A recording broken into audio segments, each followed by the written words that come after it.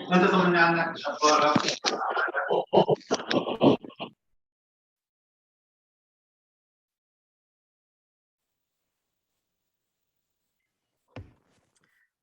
good afternoon, everybody, and thank you for joining me.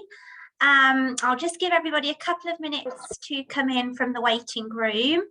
And if I can just ask that everybody can check that their microphones are muted, just so that when we do make a start, I can be heard by everyone. That will be fantastic. Thank you.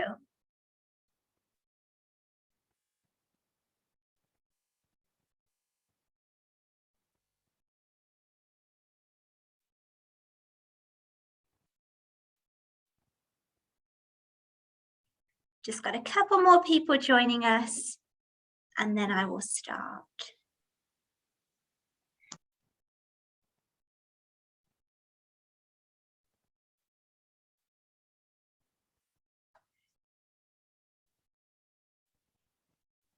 So welcome everybody. My name is Rebecca Howells, if you don't recognise my face, and I am one of the assistant principals here at the Academy, but my main job is overseeing the foundation stage.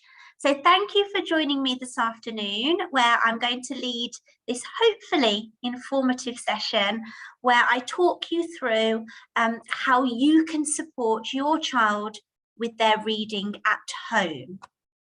The idea is that I'm hopefully going to give you some practical tips that you can use with your child, and also just talk through the expectations with reading with regards to the Foundation Stage 2 year.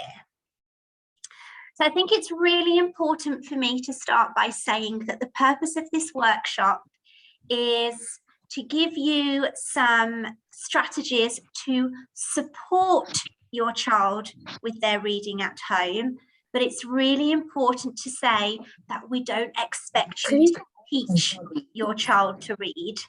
So we will give you some strategies. I'll talk you through things that you can do with your child, but it is very much in a supporting role. I understand that it's the teacher's job to teach your child to read. It's also really important for me to say that I always call FS2 the Lightbulb Year in terms of reading and writing. And it's usually the year that children learn to read and children learn to write. And hopefully your child will have that light bulb moment at some point during the year.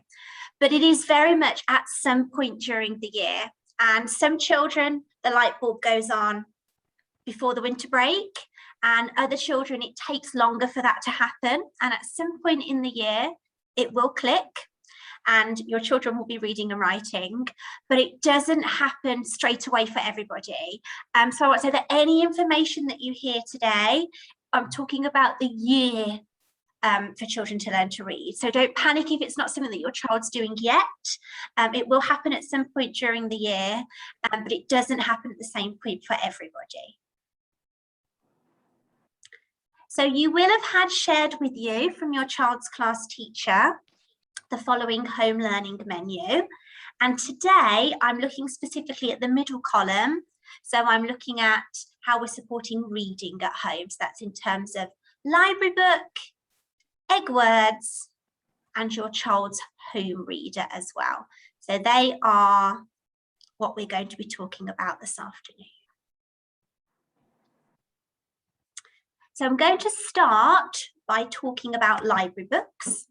And the reason that we send home a library book every week is because it's our way of encouraging the children to develop a love for reading.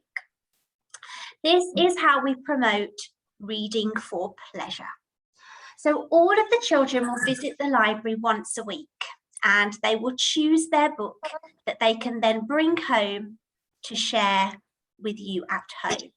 And it's very much a shared reading experience. This is allowing your child to choose what they would like to read at home and for them to enjoy having that text read to them. It's giving the children some choice and some control in what they read, because other material will be chosen for them by the class teacher. And it's about encouraging children to love to read and getting it to become part of your daily routine. So when it is library day, we need to show lots of excitement. Make sure that we have got the book ready to return to school that the children brought home the week before. And that we are excited at home time. Oh, which book have you brought home? Let's get your library book out. Let's have a look at it. Ask your child about why they have chosen this book, what made them choose it. It's developing all those really good reading habits that help children develop into lifelong readers. If your child doesn't remember to bring their library book back to school on library day, do speak to your class teacher, because we don't want it to become a problem that actually if the book gets forget to be sent in and it becomes a chore, and then they've had this same book for 4 weeks and it's never getting renewed and the library has lost its momentum. So although we have our set days for library and we encourage the children to bring their book back on that day, if you do forget, speak to your class teacher and I'm sure we can arrange to change it on a different day, because the important thing is about us all being really excited about having these new books to read and enjoy. So the next visual that I'm going to share, I have already shared this on our social media sites, but I think it's really important that we share it again, because it's some top tips that we came up with as a foundation stage team about how to encourage this love for reading, which we use our library books for. So it's really important that we make time for sharing library books, and that this becomes a meaningful experience for you and your child. So we want to build that it's a positive experience, children enjoy having these stories read to them, and that it really becomes part of every day. I want children to be saying, when's it time for my story? Not, oh, okay, let's have story time now. So just a few minutes every day can make a huge difference, and it's planning when that time works best for you as a family, because we want it to be enjoyable time spent together. Children are really savvy at picking up on when we haven't actually got time to share a book with you and we're trying to cram it in really quickly because I've actually got a few other jobs that I want to do, and that's not the impression that we want to give. So we want to find the best, when does it work best for us as a family? Does it work really well once we've eaten our meal together? Does it work best if we do story then bed? And make that a part of your everyday routine, even if it's just for a few minutes. The reason that we say for the children to bring home a library book every week is so that they have got choice over their reading material, and they will be more interested if they have picked the story themselves. But it doesn't have to be their library book. If you've got lots of books at home and your child's got a particular favourite and they want that one to be read to them, that's absolutely fine as well. But give children the control over choosing the story that they are going to share with you. It's really important that we limit distractions in the shared reading time. Houses are noisy places. We've quite often got the TV on or lots of screens on. We need to turn those off so that the focus is on the book and on the text. Mobile phones, we need to be moving them right away. I'm the worst. If mine is within eye line, I'm constantly checking who sent me a message, got an email from work. Need to put all those things to one side because we're giving reading the importance that it deserves, and your child needs to know that that reading experience comes first. I've not got one eye on my phone and then one eye on the book that we're sharing together. It's a time that you can sit comfortably for reading time. So there'll be some children that want to sit on your lap, snuggle up, that's great. Might want to snuggle into bed, might want to get under a blanket, have a favourite toy with them. And that's absolutely fine for this reading experience. It doesn't have to be formally sat at a table to share the book. This can be a comfortable reading experience. If your child wants to lie down or lie on their tummy, that's okay. Just make sure that they can see the book so that they can see the pictures and see the words. And it's absolutely fine to read the same story over and over again. And actually, once your child has heard a story read a few times, they will begin to recite the story from memory, and that's actually the first steps into reading. So it's something that we really encourage, and it's a great way to develop vocabulary. So although you might be sick of reading the same book every night for 3 weeks, if that's what your child wants and your child's interested in, then we really encourage this.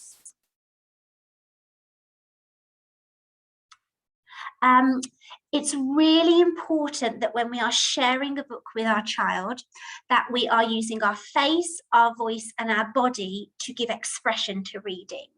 Children learn to read fluently by hearing stories read aloud first. So we want children to read with expression. The only way that they're going to develop those skills are to hear stories read with expression. So we want to use a quiet voice when we're trying to build suspense, or a big voice when something really exciting is happening, and putting on funny voices for the characters is really important as well, and getting your child to join in with that. Oh, look how sad they are, I'm going to read this bit in a sad voice, because that's modeling the expression that we want the children to learn to read with. While you're sharing a book, obviously you are going to be doing most of the reading, but you can still talk with your child about what's happening in the pictures. And again, this is a really important pre-reading skill. Just talking about what you can see in the illustrations on each page. Oh, who is that? And they might remember the character's name. Or, oh, have a look at the picture. Is it giving us a clue about what's going to happen next? When you're reading, and you won't want to do this with every book all the time, it's a good way to model with your child how in English we read from left to right and from top to bottom. So as you're reading, you might do one page in the shared reading experience, or you might do this for a couple of books a week. You can follow the words on the page with your finger. And again, it's just modeling that skill of I'm reading one word at a time, and this is the direction that the text takes. When we're reading, it's okay for children to interrupt, to ask questions, or just to share an observation.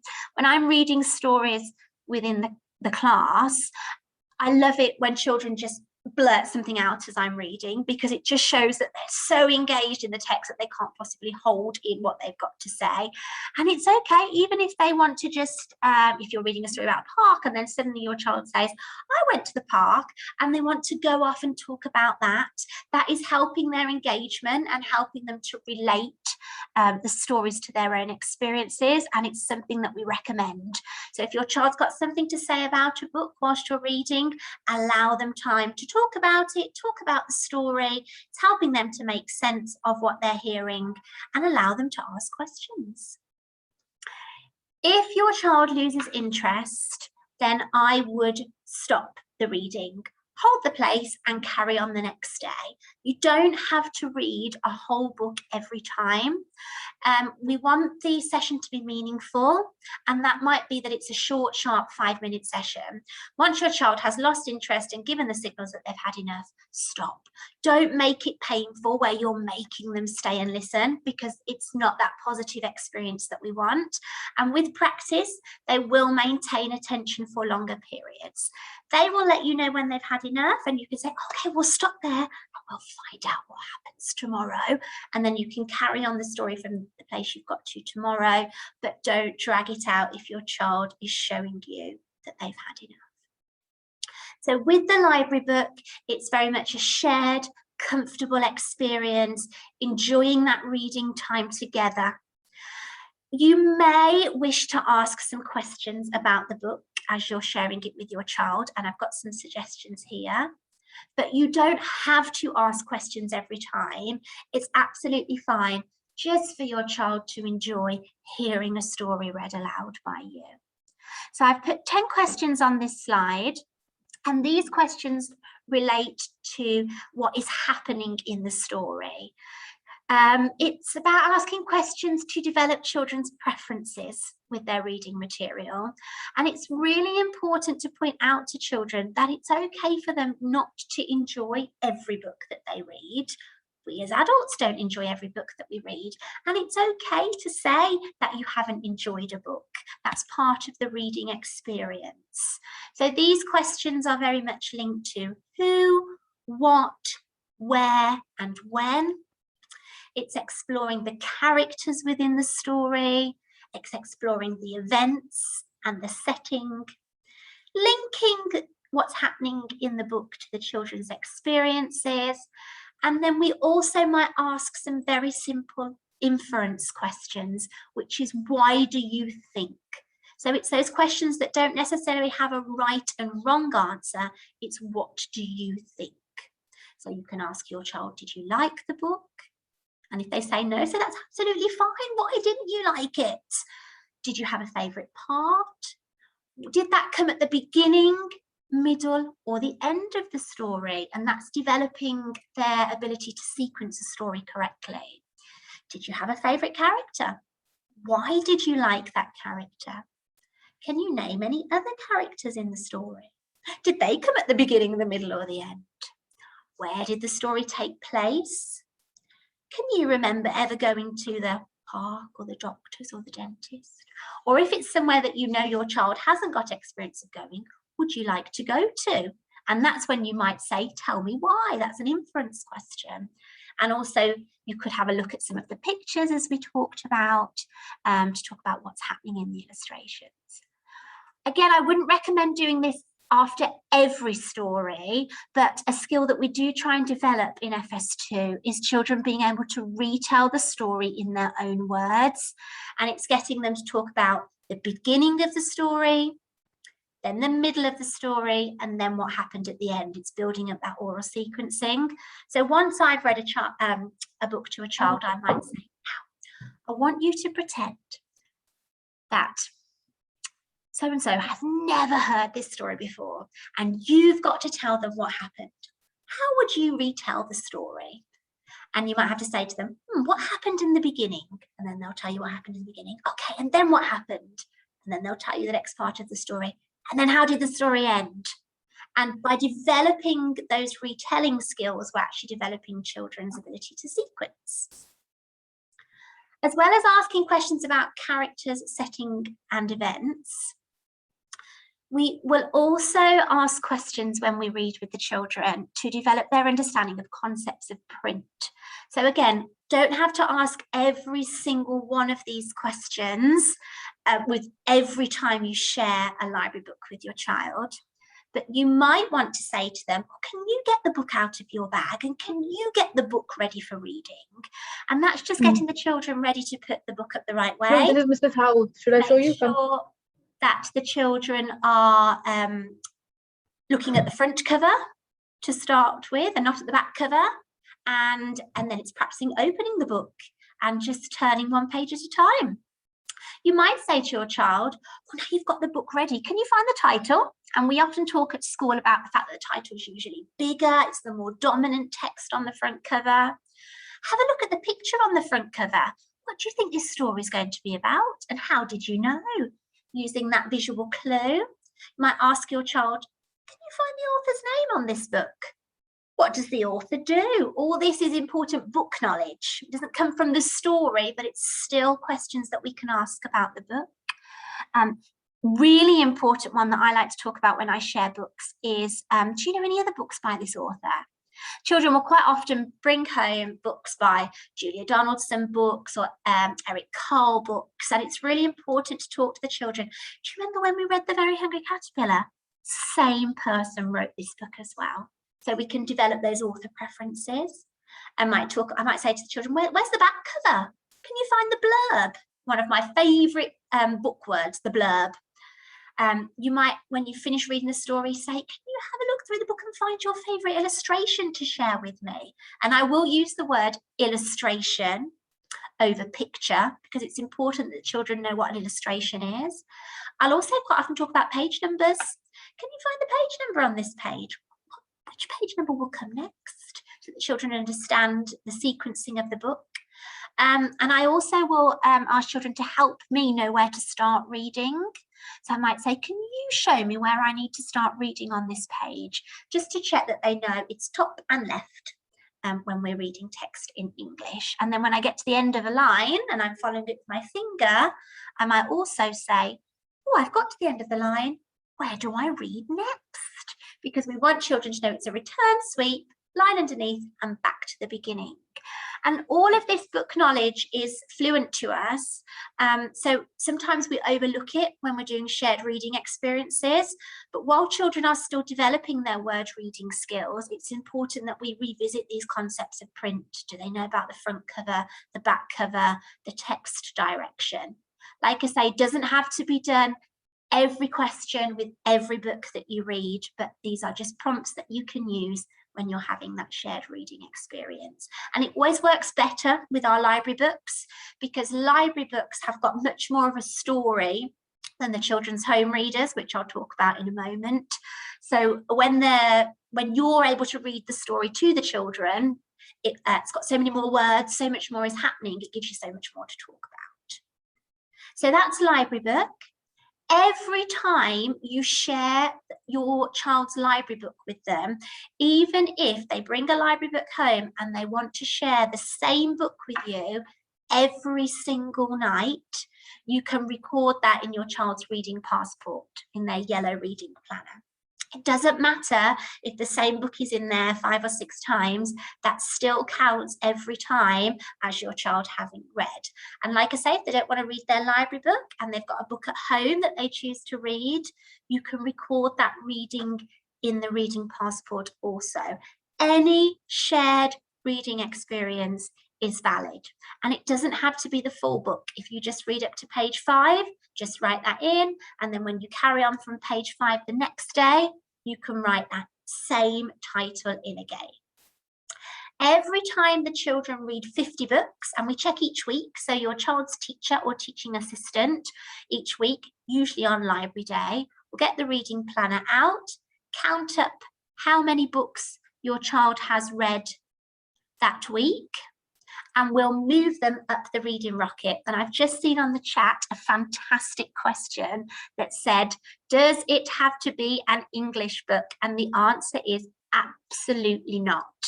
Any book that you are reading at home that is a shared reading experience counts towards your child moving up the reading rocket. So please write the title in, even if it's not an English title. Feel free to put in brackets the language that it's in, just so your teacher knows which languages you're sharing with your child at home. But we give value to any reading material that your child is interested in.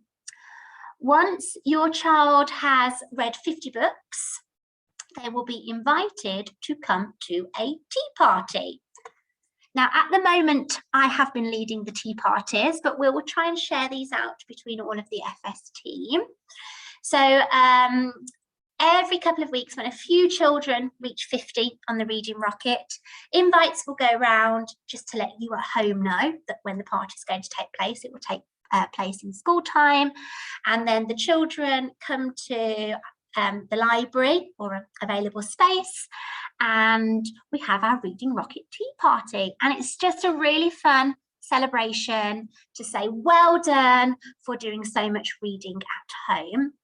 At the moment, the children are completely distanced the whole time that we're in our tea parties. The photo that I'm just sharing with you here was taken pre-COVID. So we follow all safety guidelines during the tea party. Children tend to come in to some delightful music. I've done it with classical music. I've also done it with some fun party music. We have some refreshments. We have juice and biscuits. And then it's just a time really where the children can share with me and with each other which books they've enjoyed at home. And then I'll usually share a favourite story with the children. So it's just a really fun celebratory event. And we welcome the children to come to as many tea parties as possible. So it doesn't matter if every time we do a tea party, they've read 50 books in between, but they can come to every single one. This is about celebrating reading at home. So we want children to be reading their 50 books and to come to as many tea parties as possible within within a year. I've got another great question on the chat. I'm trying to keep up with that as we go, that says, does it have to be 50 different books? No, we would say 50 reading experiences, because as we said, you might only read a couple of pages each night from a book, and that's absolutely fine, especially if it's one of the longer books, and we want the reading to be a meaningful experience. So we don't necessarily want us to be trying to get through a book every night if your child's attention span doesn't match that. So let's say 50 reading experiences. So if your child reads every night, over 50 nights, then it will be tea party time. So I think that's all the information that I need to give about tea parties. Just one more question that I'll answer. It says, how much time do we have to complete the 50 books? You've got all year. Once your child has read 50 books or had 50 reading experiences, they'll be invited to the tea party. Some children will read 50 books really, really quickly. Some children, it will take a little bit longer. That's absolutely fine. We will make sure that once you have shared 50 reading experiences, they get their tea party, and they'll have a fantastic time whenever they come. We'll make sure it's really enjoyable for them. So I'm going to move on now to talk about egg words.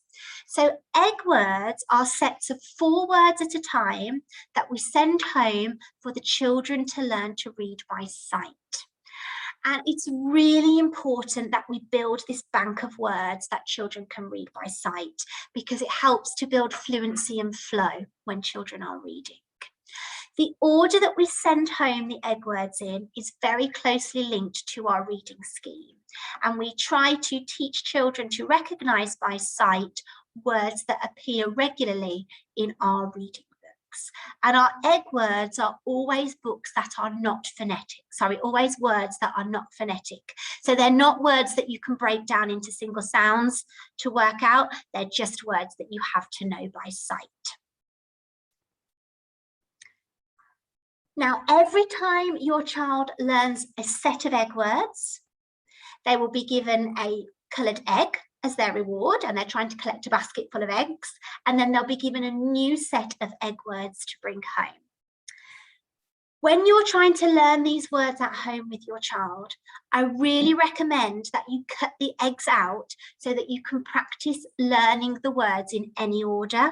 Because at school, when the children are checked to see if they've learnt their egg words, we don't necessarily follow the same order that's on the page that you're sent home. We've got the eggs cut out, and we'll have the set of 4, and we'll show them in any order.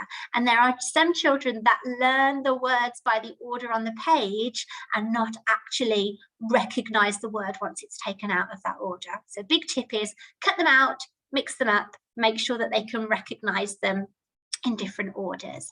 Once your child moves on to set 2, set 3, and I think we go all the way up to set 20, do also go back and revisit the previously learned sets. So what I would say is when a new set comes home, cut those words out and add them to the previous eggs that you've had sent home, because we will revisit them at school, all of the words that your child has been learning, not just the new set. And that's just to make sure that they keep the previously learned sets in their brain as they're learning new words. And another little tip that I'd like to share is, as well as learning the printed word on the egg, it's also quite useful to write the word out with a capital letter at the start and to share this with your child, because some of the words, and especially the word the, will often be in your child's reading material with a capital letter at the start, because it's quite often at the start of a sentence. And sometimes, although it's a word that we know our children have learnt, when it's got a capital letter at the start, it confuses them in books. So I always recommend to parents that you write the words out again with a capital letter at the start and practice recognising those as well. Now, lots of parents ask me for tips for teaching sight words at home, because they say it can be quite mundane, or I've tried and tried and tried, but my child just isn't picking them up. So I'm going to give you now some practical games that you can use to practice sight word recognition. All of these I have used in the classroom and work really well. So the first 3 games that I've got to support learning sight words are, you can write your sight words out on a set of cards, lie them out on the floor, on the carpet, on the balcony, in the garden. And then I use a fly swatter, but it could be a tennis racket. We play splat the word. I'm going to say the sight word and I want you to give it a good old whack. And children love it because they focus their energy on the swatting and they don't realise that they're practising their sight word recognition. Another really great game is a game of matching pairs. So I write each sight word out twice on 2 separate pieces of paper, might make 4 or 5 pairs of words, turn them over, turn over 2 words. Which words have you turned over? Are they the same? If they are, you can keep the pair. If they're not, turn them back over and guess again. Or sort of an alternative to a Kim's game, I write the sight words out on flashcards, put them on a tray, and I say to the children, right, you've got 6 words on the tray, you've got a minute to look which words are on the tray, and then in 1 minute I want you to close your eyes. I remove a word and I say to the children, can you tell me which word I have taken away? So it's all of these games practice sight word recognition, but in a fun way. Another really popular game to practice sight word recognition is Skittles. So I've just got some different ways that you can make Skittles at home. So cardboard tubes with a little slit at the top, slot the words in, put some labels onto some bottles just filled with water, write the words onto cups, or if you've got a set of Skittles, you can just attach the sight word with a little pipe cleaner or some string, and then you say to the children, roll a ball or throw a ball, and can you read the words on the Skittles that you knocked down? Or can you read the words on the Skittles that are still standing? Or even, as you're resetting the Skittles, once we've knocked them down, can you tell me the word as you stand the Skittle up? And again, it's just a really fun way of practicing sight word recognition. Children just think they're playing a game of Skittles, don't realise it's reading practice. And then just some other suggestions that you can use. A dice, write different sight words onto the dice, roll the dice. Can you guess which word you think it's going to land on? Were you correct? No. What word did it land on? On the tray, 4 cups with 4 sight words on. I hide a small toy underneath the cup and I say to the children, can you guess which word the toy is hidden under? Oh, I think it might be under the word see. Have a look. Were you right? Or when I'm reading any book, so it could be a page of my library book that we've had a lovely shared reading experience with, I might say to my child, you've got 30 seconds to find the word the hidden on this page and see if they can find it and beat the timer. And then some practical activities that work really, really well. Sight words just stuck on the side of stairs if you have them in your home. And then as you climb the stairs, shout out the sight word that you can see and swap them around each day. Or if you've got an outdoor space where you can chalk or draw onto the floor, hopscotch with some sight words written in. Can you jump on each one and shout out the sight word? Or just a rocket with some sight words written in. Can you shout out the word as you jump up the rocket? So they're just lots and lots of really fun, practical ways where the main focus of the task is reading the sight word, but it just makes it a little bit more fun for the children. It is really useful for children to learn to read these words by sight. So it is worth spending a little bit of time each day, even if it's just practicing recognition of 1 or 2 words. But I will say that the main focus is on reading the words, not on spelling the words. So we've got 20 sets of words that we get the children to learn to read. And then if they finish all 20 sets, that's when we will go back and practice the spelling of them. So don't worry too much at this point if your child can't spell the words. It's really recognizing them by sight. And there are different skills involved in reading to spelling. So that's library books, and then that's egg words. And egg words feed directly into home readers. Now, home readers are books that are matched to the children's reading level. And it's really important for me to say that we will always send home readers that are one level below the level that your child is reading at school. And this is a consistent approach across the whole school. And the reason for this is so that your child can enjoy reading to you. And it's sort of a time where they can read the book to you, and it just allows you to go, wow, you're so amazing and so clever, and I'm so impressed.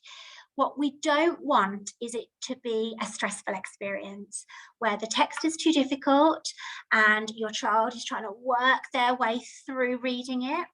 You're having to tell them every second word. Your approach might be slightly different to the teaching approach that we take at school. Everybody's getting confused. Everybody's getting a little bit angry with each other, and it's just awful. So although we want children to practice their word level reading at home, the book that we'll send home should be at a level where they can still read that confidently to you.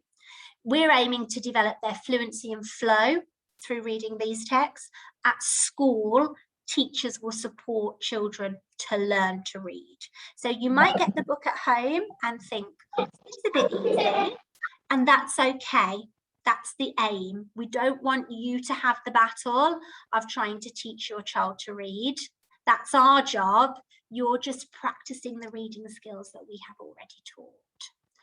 The books will link to the work that we've done in phonics, so the sounds that we've been learning in phonics and the sight words that we have been practicing learning.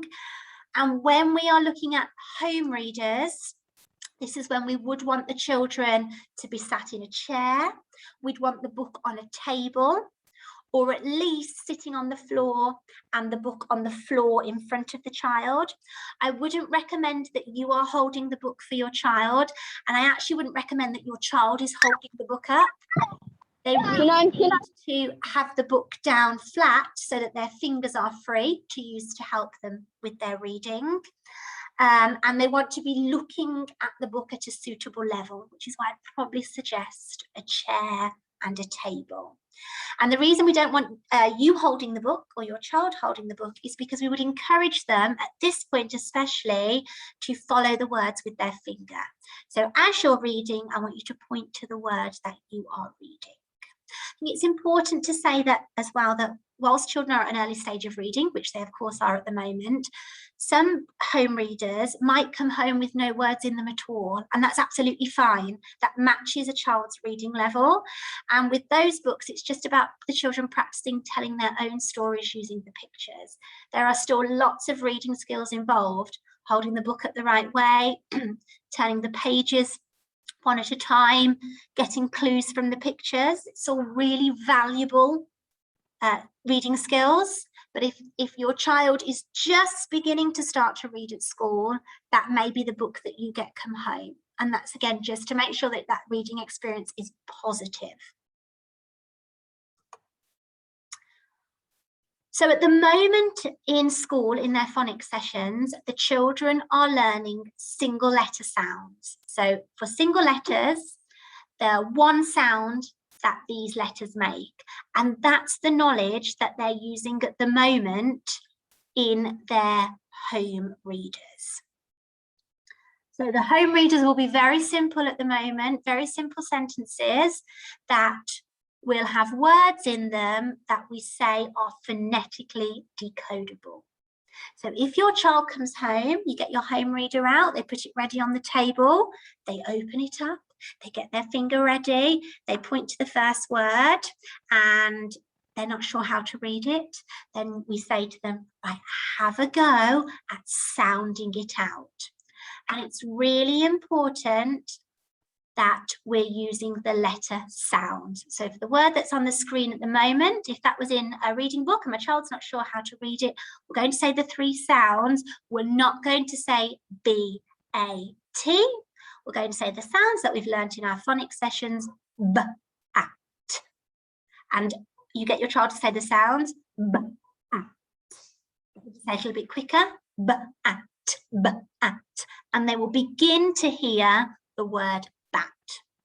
If they don't hear the word bat when they're saying the sounds themselves, you might just say to them, I'm going to make the sounds, see if you can hear the word, and you might just make the sounds in the word for them, b, at, b, at. Could you hear the word? If they can't, that's absolutely fine. They've done super sounding out, and you just say, that word is bat. You did the sounds b, at. It makes the word bat. And that's how we sound out the words that will be in the home readers. Home readers will contain a mixture of sight words, and you'll know if it's a sight word because your child will have had it come home as an egg word, or it will contain words that you can sound out. So I've just put a really simple sentence up on the screen. First word is a sight word. So you might say, we've practiced that one, it's our egg word. Your child will point to it and they'll say, I. Then the next one, we can sound this one out. Say the sounds that you can see. Point to the letters. Am. Well done. Next one's another one of our egg words. Can you remember that one? They might remember going. We've got an egg word, to. The next word, let's say the sounds that we can hear. Run. And that's how you distinguish between the two words. So either when they point to it, if they're not sure of it and you know it's a sight word, you can say, that's one of our sight words. Doesn't matter if you don't know it, I can tell it to you. Or if it's a word that we can sound out, get them to say the sounds. Once your child has read through the whole sentence, you might want to say, right, now we've worked out all of the words, we're going to go back to the start of that sentence and have a go at reading it without stopping. Because actually, if I've had to break the sentence up to decode it, then I've not taken much meaning from that sentence. So I'm going to go back to the start now that I've worked out each word, and I'm going to have a go at reading it without stopping. And you might help your child with this bit. So if they say, I am going to run, you might interject there and say, remember that one was run. Let's start again. I am going to run up the big hill. Because there are two skills involved, decoding and comprehending. And if I'm having to stop at every word to work out what that word says, I'm not taking any meaning from the text. So if I've had to work a sentence out, it's always worth going back to the start and trying to read it without stopping. Or even, we're going to go back to the start. You can point to the words and I'll read them with you to help your child to get some meaning from that text. And hopefully, because the book that they're having sent home is one level below the level that they're reading at school, they won't have to stop at too many words to decode them. You don't have to read the whole book each time. Again, your child will let you know when they've had enough, and if it's just a couple of pages, that's absolutely fine. And record in the reading passport, the reading planner, when your child reads their home reader. And if on a day you do library book and home reader, write them both in because they're both working on different skills. So still acknowledge when they read their home reader, and that still counts towards tea party. And read the same book over and over again to build confidence. One book for a whole week is great, because when I first bring it home on Sunday, it might take me a couple of days actually to get through decoding all the words in the sentences. So I might read first 3 pages on Sunday, next 3 pages on Monday. So then when I go back and revisit it again on Tuesday, and I can actually remember what some of the words are on the page, so I'm reading more fluently, I can then begin to understand the story. That's building my confidence as a reader. It's making the book easier for me. If we just, every time a child has battled their way through a text, just replace it without allowing them some time to build fluency and flow, we lose that joy of reading. So it's absolutely fine that if by Thursday, they're actually reading the text from memory. They've had to work it out to start with, so they've done the decoding skills. Now let's just enjoy building the fluency and the flow and actually getting through a sentence from start to finish without having to stop for each word.